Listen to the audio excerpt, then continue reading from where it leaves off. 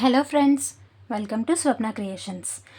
Previous క్లాస్లో మనం articles ఎన్ని టైప్స్, అవి ఎక్కడెక్కడ యూజ్ చేస్తాం, ఏంటేంటి అనే దాని గురించి నేర్చుకున్నాం. ఇప్పుడు where no article is used అనే దాని గురించి తెలుసుకుందాం. అంతవరకు మన ఛానల్ని ఎవరైనా సబ్స్క్రైబ్ చేసుకోవాలన్నట్టయితే please subscribe our channel. So where no article is used అంటే ఆర్టికల్ని అసలు ఎక్కడ యూజ్ చేయకూడదు.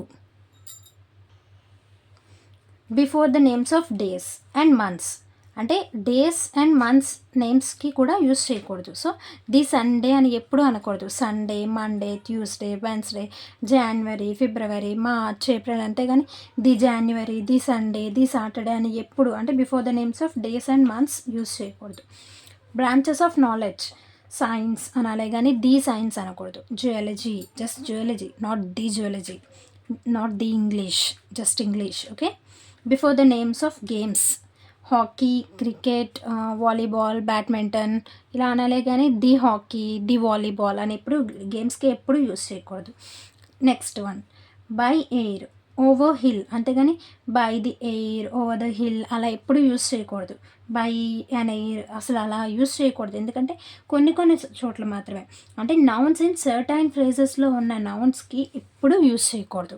ఇవి సర్టైన్ ఫ్రేజ్లో ఉన్నాయి అని మనకి ఎలా తెలుస్తుంది అంటే ఆ నౌన్స్కి ఒక ప్రిపోజిషన్ అనేది యాడ్ అయినప్పుడు మనం ఆర్టికల్ యూస్ చేయకూడదు. Just remember simple thing, nouns consisting of preposition, we didn't use any article. Okay, so nouns consisting of preposition, right? So we does not use any article. Coming to the next one, collective nouns. Collective nouns in the sense మనం ఒక particular person గురించి చెప్పినప్పుడు the అనే article use చేస్తాం, right? The Sandhya is tallest girl, something అలా. But ఇక్కడ ఒక particular person గురించి చెప్పట్లేదు, society. The society have a good behaviour అంటామా? సో సొసైటీలో ప్రతి ఒక్కరి గురించి చెప్తున్నాం, పర్టికులర్లీ ఒక పర్సన్ గురించి మనం చెప్పడం లేదు, ప్రతి ఒక్కరి గురించే చెప్తున్నాం. అలా చెప్పినప్పుడు కూడా ది అనేది యూస్ చేయకూడదు. సింప్లీ సొసైటీ అనాలే కానీ ది సొసైటీ అనకూడదు. ఆ సొసైటీ ఏదైనా అవ్వచ్చు, రైట్? మెంబర్స్ కూడా ది మెంబర్స్ అనకూడదు. మెంబర్స్ అంటే ఒక పర్టికులర్ పర్సన్ కాదు, lots of people, right? Next man kind అంటే ఎవరైనా అవ్వచ్చు, మనుషుల గురించి. సో అలా man kind.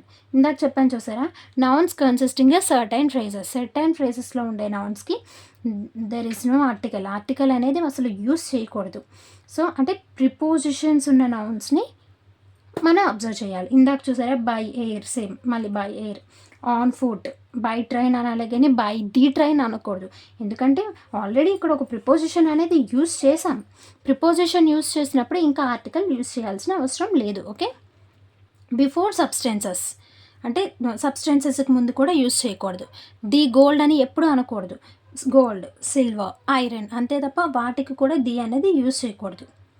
Before the names of school, college, hospital and prison. School అంటే ఒక పర్టికులర్ స్కూల్ గురించి చెప్పడం లేదు మనం. School is best for children growth అంటామా? సో స్కూల్ అనేది చిల్డ్రన్ గ్రోత్కి best, right? So particularly XYZ school అన్నాం అనుకో, ది XYZ స్కూల్ అనగలం. సో అలా పర్టికులర్లీ ఒక స్కూల్ గురించి చెప్పడం లేదు, హోల్ స్కూల్ అనే ఆ స్కూల్ అనే ఒక దాని గురించి చెప్తున్నామా కానీ పర్టికులర్ ఒక స్కూల్ గురించి చెప్పడం లేదు మనం.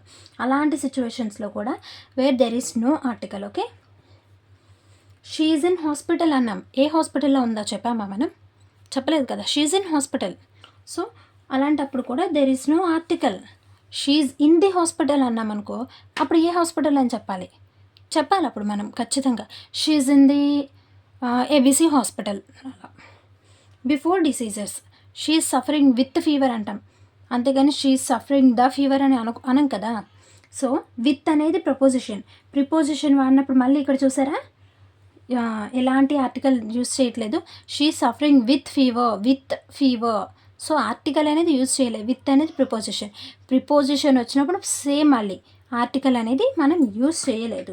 ఇంకొక విధంగా చూసుకున్నా ఇది ఇట్స్ డిసీజ్, ఇలాంటి డిసీజెస్కి కూడా యూజ్ చేయకూడదు. Diabetes, I have diabetes, I'm suffering with diabetes, right? TB is dangerous disease, right? అలా అంతేగాని ది టీబీ అని ఎప్పుడు యూజ్ చేయకూడదు. ఓకేనా?